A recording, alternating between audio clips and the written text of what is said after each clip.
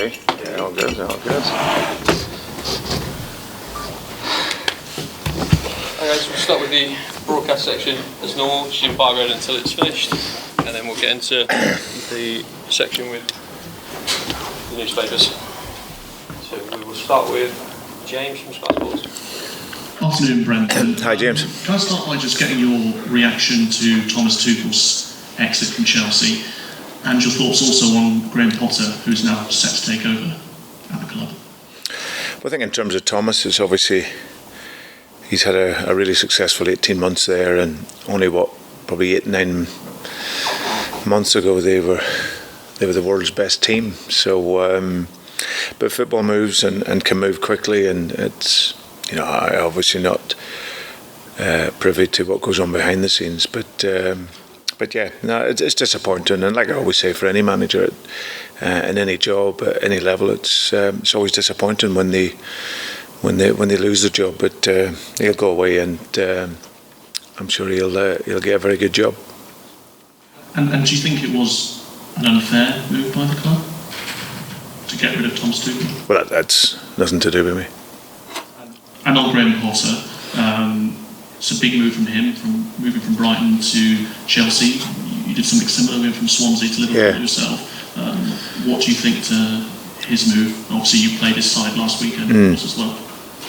Yeah, well, listen, it's not totally confirmed, but it looks like that's the next step for Graham, and I think it is that next step for him, going into that club where there's a different pressure. He's done fantastic at Brighton, a club that's has really grown and developed since coming into the Premier League, and really strategically well run behind the scene, and he's been able to then on the field bring the players in and do some great work with them. So for him, I think it's that next step, and if that comes off, that'll be a fantastic move for him, going into a great club and with so many good players. And moving on to what you guys are obviously up to this weekend, playing Aston Villa, is that a perfect opportunity for your team to bounce back? They're a side that have struggled themselves a little bit so far. They've only got one win this season at home at the King Power. Is that a really great opportunity for your team to get your first win potentially? Yeah. It's every game is that opportunity. I think for us, it's we've had a good week. It was a tough weekend last weekend, but for us, we come away and analyse the game, and for us, it's really just about cutting out the mistakes. We've started well in every game. Every game we've played this season, the start has been good. So it tells you that our plan leading through to the games and the actual motivation of the players is there. So it's just cutting out those mistakes and just dealing a little bit better with adversity whilst we're in the game. And but I've got no doubts the results will come. And like I say, we hope that can be the first win of the weekend. And looking forward to going up against one of your former players, of course, Steven Gerrard as well. What do you think to the job that he's done so far at Villa? Yeah, listen, Steven's gone in there, and there's obviously a lot of change going on behind the scenes, coming in sort of partway through last season. But no, Steven will do a very good job there. It's just time. You just need time to work, get everything in place how you want it to be, and like I say, I'm pretty sure he'll progress really well with Aston Villa. Can I ask you about the feeling in the dressing room, and someone that left you at the end of the season in Kasper Schmeichel? He was a huge presence at the football club and in the dressing room. Obviously, Johnny Evans is wearing the armband now. But do you feel like there are more players within your team that need to step up in terms of leadership? Well, no, listen, it's a collective. It's not about one player. I think when you win a game or lose a game, it's the collective. So we feel as if but we've had enough really good moments in the season so far. We should have won games that we haven't, and we should have had better results. And but I see the players every day, and I can measure their feeling and their togetherness and their spirit, and they are very much that. But we need to then transfer that for a consistent period over the games, and look to get the results consistently. Has someone like Kasper been a loss to the dressing room, though, in that sense? And someone like him, if he'd been around, would he have made a big difference to your team, do you think, if he'd been around this season? Well, it's hypothetical. He's not here. He's moved on. So it's a question that I can't answer. And just finally from me, any injuries, any players that are missing ahead of the game this weekend? No, there's nothing new. Cheers, thank you. Cheers. We'll go to Naz from the Premier League. How about the UK? Yeah, good, thanks, thank you. The two changes you made for Brighton in Patson, Daka and Ịheanachọ, both obviously scored in that game. How much of a boost is that for them and for you? Because you need them to be firing to get out of this run, don't you? Well, listen, for me, it's the other side. I think in terms of goals, we've been fine in terms of goals scored. We just need to collectively be defensively better. So thinking scoring goals, I'm not overly concerned with. It's more on the defensive side. And that defensive side, is it just a case of making sure the players are a bit more ruthless in the defending and making sure that those mistakes that did happen at Brighton don't happen going forward? Yeah, it's key. Like I said, we've made really good starts in games, and like we did last weekend, but then we make mistakes, and all of a sudden we're chasing the game. And when your confidence isn't at its highest, then that of course can have an effect. But our job is to keep reinforcing the qualities of the players, getting back to the basics of our game, and that's what we aim to do for the weekend. And it's obvious when you're on a run like this that confidence and belief levels, and we've spoken about it before, can drop. Have you found that those levels are still at the points where you need them to be? And is there a sort of collective responsibility with what's happened to get it right? Yeah, but it's something that we work on every single day, and the players have been brilliant in that aspect. We certainly haven't been down. Of course, when you lose a game, and it's obviously challenging, and especially this early season run that we've been on. But we believe that if we can get that consistency into a game, we have to continue to work hard. There's no magic formula in football. You got to take your medicine, and at this moment in time, that's what we're doing, and work hard on the training field, and build those relationships again, and that confidence again. And I'm pretty sure then that our next win will be just around the corner, and then that'll obviously be a big relief, and then we can hopefully move on consistently from there. And I presume at this point it could be anything, couldn't it? Really, a lucky bounce, going off somebody's backside, for want of a better phrase. If you get that break and get that first win, you're confident that the others will follow going forward. Yeah, but also the other way as well, because like I said, it's scoring goals isn't the problem. It's making sure that we have that devilment and that organisation and that collective responsibility to not concede. And if one player isn't quite doing it, then you will suffer. So that's more important in terms of the goals. I think will be there. Brilliant. Good luck for the weekend. Thank you. Thanks. So it's nice to go to Jason from TalkSport. Oh, okay. Hey, Brendan, hope you're well.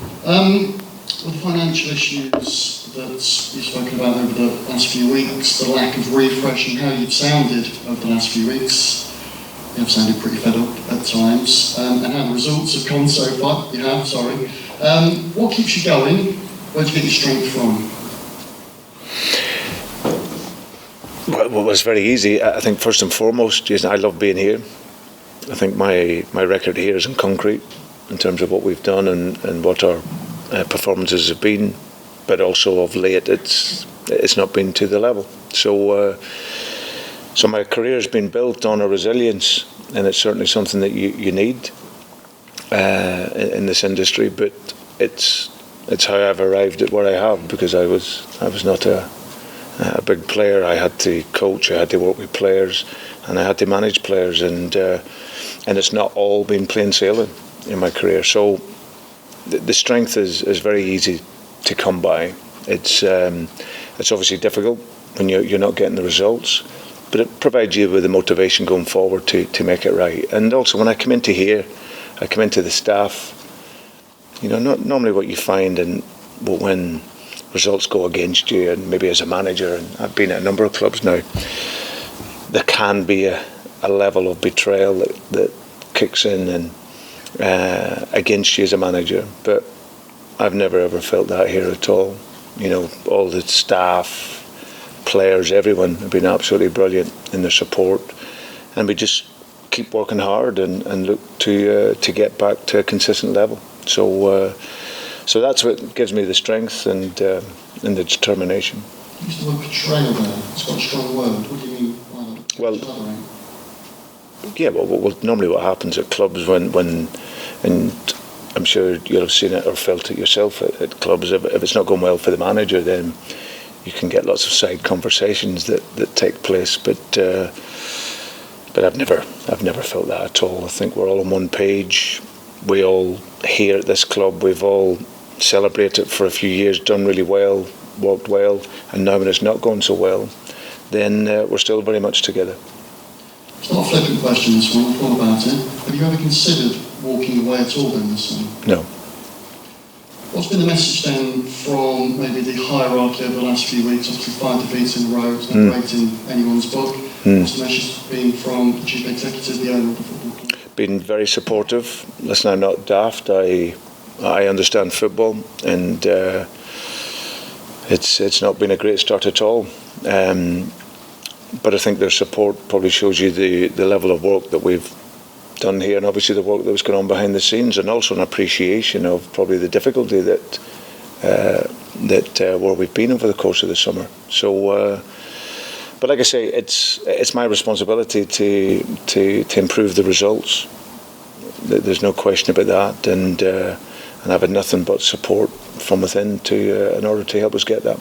You mentioned it there about taking responsibility. You mentioned it last week after the defeat against Brighton. Now, you have criticised one or two players, you criticised the fans, and you have criticised the club maybe, and the owners for not putting in the money that you wanted to refresh. What exactly do you take responsibility for at the moment with the run of form? Which areas are Brendan Rodgers' issues and problems?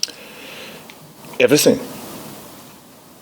I think as a manager, you take the responsibility of the results. Simple as that. I think I've spoken because I have been the only one speaking, and when you ask me questions, I've been giving you honest answers. You've been quite vocal in Chuckle Soyuncu's criticism recently. One of your former players, but one of the club's former players accused you of lacking professionalism with how you called him out, his performances in training out. On balance, he's a player that played well a couple of years ago, got to the Premier League Team of the Year, and again on balance didn't play well last season. What has he not done in training? Because you've talked about his performances in training to warrant the criticism and being left out of a team that clearly wants to play or has chosen to play a central defender rather than maybe Soyuncu or a Vestergaard in recent weeks. Listen, I see the players train every day, and I make the judgment from there.